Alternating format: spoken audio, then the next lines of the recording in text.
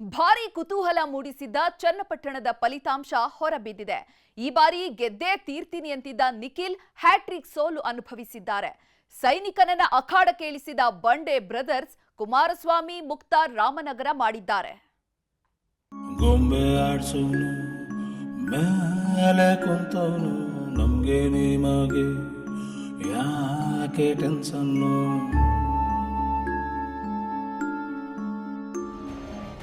ರಾಜ್ಯದ 3ಕ್ಕೆ 3 ಕ್ಷೇತ್ರವನ್ನ ಕೈವಶ ಮಾಡಿಕೊಂಡಿರುವ ಕಾಂಗ್ರೆಸ್ ಪಾಳೆಯ ವಿಜಯೋತ್ಸಾಹದಲ್ಲಿ ತೇಲುತ್ತಿದ್ದರೆ, ಕಾಂಗ್ರೆಸ್ ಅನ್ನ ಕಟ್ಟಿಹಾಕುವ ವಿಶ್ವಾಸದಲ್ಲಿ ಒಂದಾಗಿದ್ದ ದೋಸ್ತಿಗಳು ಸೋಲಿನ ಆಘಾತದಲ್ಲಿದ್ದಾರೆ.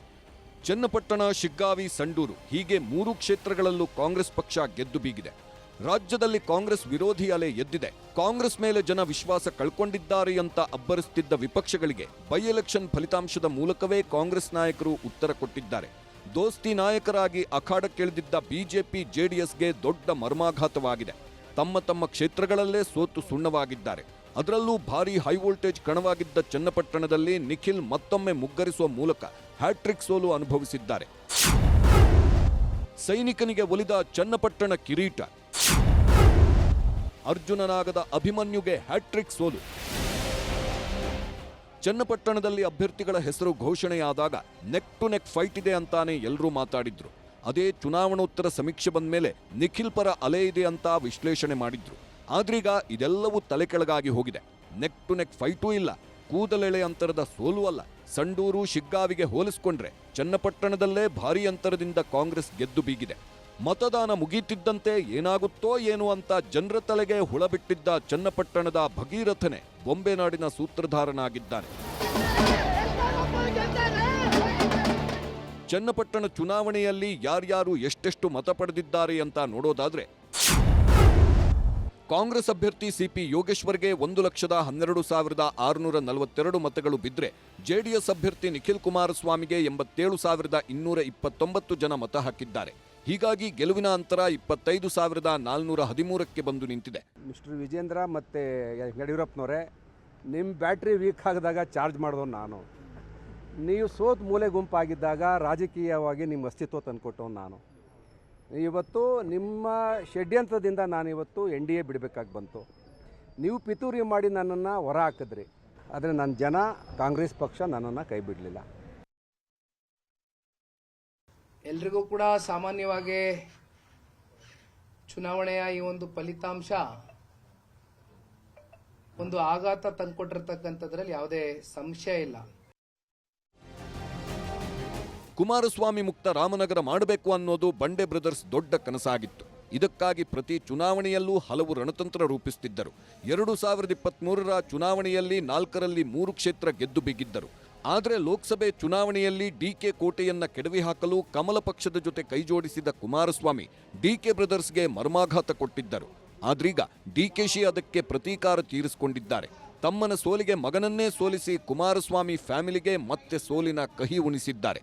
ಬಿಜೆಪಿಯಲ್ಲಿದ್ದ ಸೈನಿಕನಿಗೆ ಗಾಳ ಹಾಕಿದ್ದ ಟ್ರಬಲ್ ಶೂಟರ್ ಡಿಕೆಶಿ ಕಾಂಗ್ರೆಸ್ನಿಂದ ಅಖಾಡಕ್ಕಿಳಿಸಿದ್ರು. ಇದು ನಿಖಿಲ್ ವಿರುದ್ಧದ ಚುನಾವಣೆಯಲ್ಲ, HDKಯೇ ನಮ್ಮ ಎದುರಾಳಿ ಅನ್ಕೊಂಡು ಓಡಾಡಿದ್ರು. ಕೊನೆಗೂ ತಾವು ಅಂದ್ಕೊಂಡಂತೆಯೇ ಗೆದ್ದು ಬೀಗಿದ್ದಾರೆ. ಕುಮಾರಸ್ವಾಮಿ ಮುಕ್ತ ರಾಮನಗರವನ್ನ ಮಾಡಿಯೇ ತೀರಿದ್ದಾರೆ.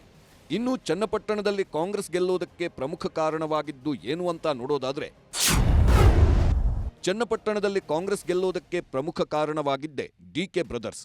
HDK ಸಿಎಂ ಆಗಿದ್ದಾಗ ತಮ್ಮ ಸ್ವಕ್ಷೇತ್ರ ಚನ್ನಪಟ್ಟಣವನ್ನೇ ಕಡೆಗಣಿಸಿದ್ರು ಅನ್ನೋ ದೊಡ್ಡ ಆರೋಪ ಕೇಳಿಬಂದಿತ್ತು. ಇದರ ಬೆನ್ನಲ್ಲೇ ಕುಮಾರಸ್ವಾಮಿ ಶಾಸಕ ಸ್ಥಾನಕ್ಕೆ ರಾಜೀನಾಮೆ ನೀಡಿ ದಿಲ್ಲಿಗೆ ಶಿಫ್ಟ್ ಆಗ್ತಿದ್ದಂತೆ DK ಶಿವಕುಮಾರ್ ಚನ್ನಪಟ್ಟಣದಲ್ಲೇ ಠಿಕಾಣಿ ಹೂಡಿದ್ರು. ಅಲ್ಲದೆ ತಾಲೂಕಿನ ಅಭಿವೃದ್ಧಿಗೆ ಕೋಟಿ ಅನುದಾನ ನೀಡಿದ್ರು. ಇದರ ಜೊತೆಗೆ ಕಾಂಗ್ರೆಸ್ ಕೈ ಹಿಡಿದದ್ದು ಗ್ಯಾರಂಟಿ ಯೋಜನೆಗಳು. ಯೋಗೇಶ್ವರ್ ಪಕ್ಷಾಂತರ ಮಾಡಿದ್ರೂ ಅವರ ವರ್ಚಸ್ಸು ಎಲ್ಲೂ ಕುಗ್ಗಲಿಲ್ಲ. ಕುಟುಂಬ ರಾಜಕಾರಣಕ್ಕೆ ಜನ ತಿರುಗೇಟು ಕೊಟ್ಟಿದ್ದು ಸಿದ್ದರಾಮಯ್ಯ ಎಂಟ್ರಿಯಿಂದ ಅಹಿಂದ ಮತಗಳು ಕ್ರೋಢೀಕರಣವಾದವು. ಅಲ್ಲದೆ ಜಮೀರ್ ಆಗಮನದಿಂದ ಮುಸ್ಲಿಂ ಮತಗಳು ಸಾಲಿಡ್ ಆಗಿ ಕಾಂಗ್ರೆಸ್ ತೆಕ್ಕೆಗೆ ಬಂದು ಬಿದ್ದಂತಿದೆ. ಇದೆಲ್ಲದರ ಮಧ್ಯೆ ಕುಮಾರಸ್ವಾಮಿ ವಿರುದ್ಧ ಜಮೀರ್ ನೀಡಿದ್ದ ಹೇಳಿಕೆಗಳು ಯಾವುವೂ ಕೂಡ ಜೆಡಿಎಸ್ ಪಾಲಿಗೆ ವರ್ಕೌಟ್ ಆಗುವ ಬದಲು ಮುಸ್ಲಿಂ ಮತಗಳು ವಿಭಜನೆಯಾಗುವುದನ್ನು ಸಂಪೂರ್ಣ ತಡೆದಿದೆ.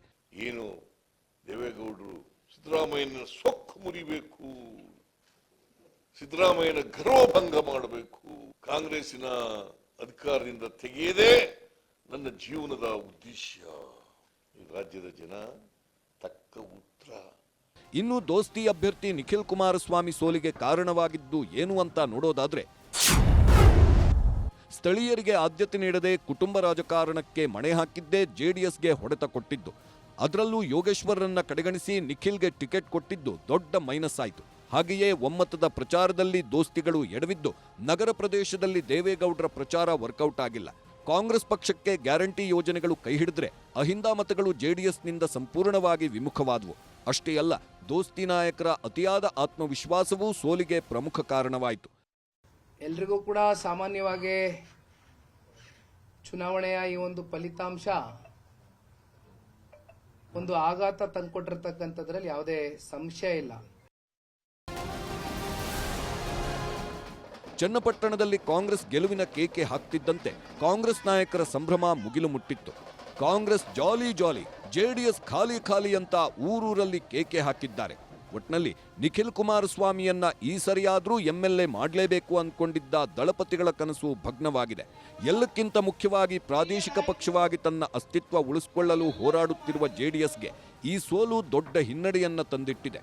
ಆದರೆ ಇಂತಹ ಹಲವು ಸೋಲುಗಳನ್ನ ಅರಗಿಸಿಕೊಂಡಿರುವ ದೇವೇಗೌಡರ ಪಕ್ಷ ಮುಂದೆ ಹೇಗೆ ಮೇಲೇಳುತ್ತೆ ಎನ್ನುವುದನ್ನ ನೋಡಬೇಕಿದೆ. ವೆಂಕಟೇಶ್ ಪ್ರಭು, ನ್ಯೂಸ್ 18, ರಾಮನಗರ.